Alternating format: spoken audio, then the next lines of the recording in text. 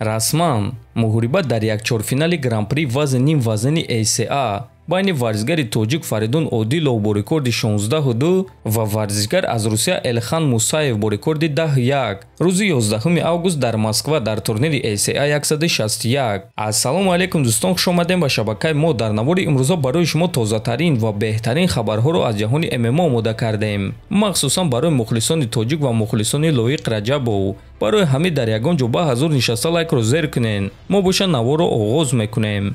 дӯстон, акнун шумо метавонед аз ширкати шифофармо ҳама намуд доруҳои гиёҳиро бо нархи арзон ва сифати олӣ дастрас кунед. доруҳо барои хароб ва фарбешавӣ, дарди дил, дарди меъда, пастаҳо барои хунукзадагӣ, барои қавӣ кардани мардонагӣ, барои шахсоне ки фарзанд ёфта наметавонанд, равғани усма, хелба, равғани сиёҳдона барои ҳамаи дардҳо, шампунҳои гиёҳӣ.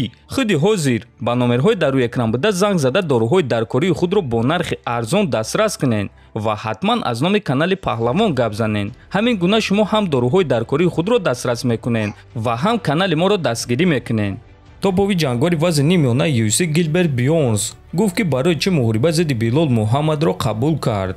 ман бекор нишастан намехостум. вақте медонистум ки Билол Муҳаммад пеш аз ман соҳиби муҳорибаи унвонӣ шуда метавонад. ман шунидум ки Камару Усман ҷангидан мехоҳад, ҳамчунин Шавқат Раҳмонов ҷангидан мехоҳад ва мо бо дастаам фикр кардем ки агар Билол Муҳаммад бо Усман ё ин ки бо Шавқат ҷанга, пас ғолиби чунин муҳориба соҳиби муҳорибаи унвонӣ шуда метавонад. аз ҳамин сабаб ман ин муҳорибаро қабул кардам. ман баробарони UFC гуфтам ки муҳорибаи унвонӣ мехоҳам. агар ки Билол Муҳаммадро шикаст диҳам, онҳо гуфтанд ки ту ин чизро соҳиб мешавӣ. касе ки дар ин муҳориба ғолиб шава, довталаби навбатӣ барои камарбанд мешава. аз ҳамин сабаб ин муҳориба барои ҳар дуи мо имконияти хуб аст. касе ки дар ин муҳориба ғолиб шава, соҳиби муҳорибаи унвонӣ мешава.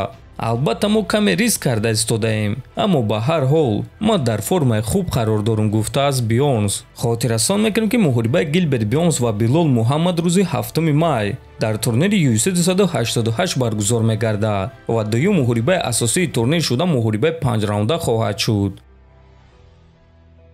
расман саҳна ва рақиби навбатии варзишгари тоҷик Лоиқ Раҷабов муайян шуд.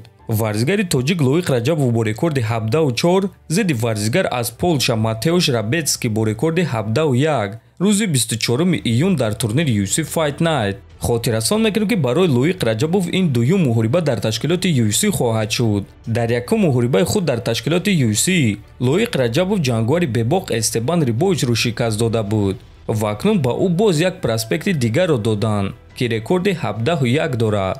барои Матеуш низ ин дуюм муҳориба дар ташкилоти UFC хоҳад шуд. дар якум муҳорибаи худ ки рӯзи 14 январи ҳамин сол баргузор гардида буд, Матеуш дар муҳориба зидди Ник Фиоре бо қарори доваро ғалаба ба даст оварда буд.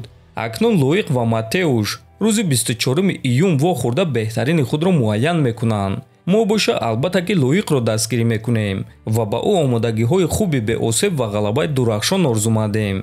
дӯстон, агар ки оиди рақиби Лоиқ маълумоти бештар гирифтан хоҳем, пас биён дар ҳамин навор 3000 лайк ҷамъ мекунем ва мо барои шумо чунин наворро омода карда пешкаш мекунем. 3000 лайк дӯстон. то боздид хонободу сарбаланд бошен.